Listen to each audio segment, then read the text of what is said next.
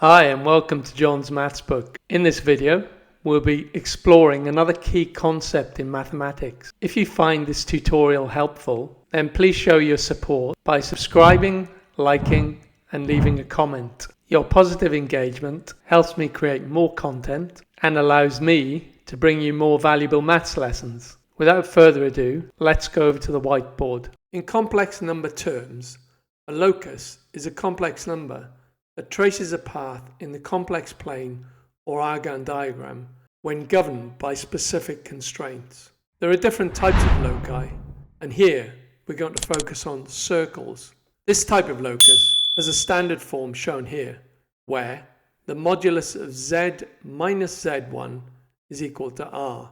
These loci represent all the points that are a distance r from the point z1 in the complex plane, where z represents any point in the complex plane, denoted by z equals x plus iy, and z1 represents a fixed point in the complex plane. The simplest form of this type of locus is where the modulus of z is equal to r. This represents a circle with its center at the origin. In terms of complex numbers, in this case, think of z1 being equal to 0 plus I0, where the real and imaginary parts of the complex number are both 0. In the complex plane or Argand diagram, it would look something like this.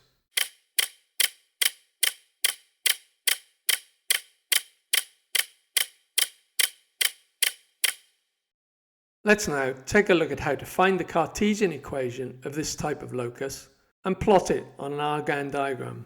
So in this first example, we have a locus where the modulus of z is equal to 4. If I replace z with x plus iy, then I get the modulus of x plus iy is equal to 4.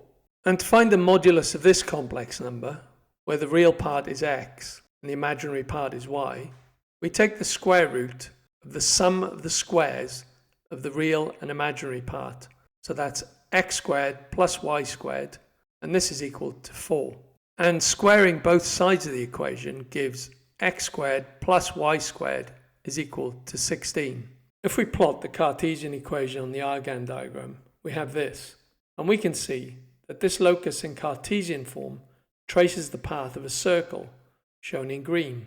The circle is centered at the origin with a radius of 4. In the second example, let's find the Cartesian equation of the locus where the modulus of z minus z1 is equal to 3. And in this case, z1 is the complex number minus 2 plus 3i. And replacing z1 with minus 2 plus 3i and z with x plus iy, which represents any point in the complex plane, we have the modulus of x plus iy minus into the bracket of minus 2 plus 3i is equal to 3. And note here, it's better to put the fixed point complex number z1 in brackets to avoid errors associated with a minus sign. Grouping the real and imaginary parts together, we now have the modulus of x plus 2 plus I into the bracket of y minus 3 is equal to 3. And if we treat this as a complex number, where the real part is x plus 2 and the imaginary part is y minus 3, then its modulus is the square root of the sum of the squares of the real and imaginary part. So that's x plus 2 all squared plus y minus 3 all squared. And this is equal to 3. Squaring both sides of this equation gives x plus 2 all squared plus y minus 3 all squared is equal to 9. And on the Argand diagram, this locus traces a circle, shown here in green, with a radius of 3 and centered at coordinates minus 2 and 3. Notice how the center of the circle, minus 2 and 3, is simply the coordinates of the point z1 in the complex plane. So if we have a locus where the modulus z minus z1 is equal to r, the center is at z1 and the radius is r.